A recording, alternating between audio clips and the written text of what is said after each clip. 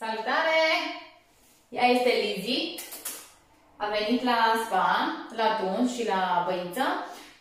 Doar că stăpâna ei mi-a dus și pasta și periuța de dinți. De fiecare dată când vine aici o spălăm pe dinți. Nu numai aici, bineînțeles, o spălă și stăpâna acasă.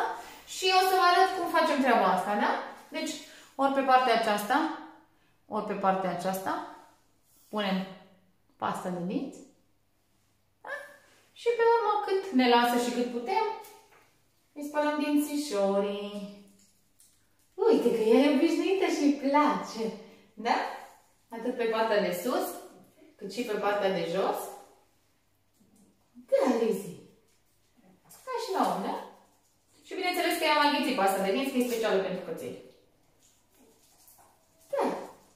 Așa tot. Foarte drăguță, Lizzy. De fiecare dată când vine aici, asta foarte cu minte.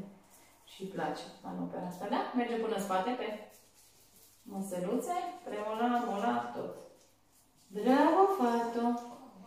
Și această manoperă cu siguranță face ca detartrajul, partea de detartraj, să fie cât mai prelungită și să o facem cât mai târziu, da?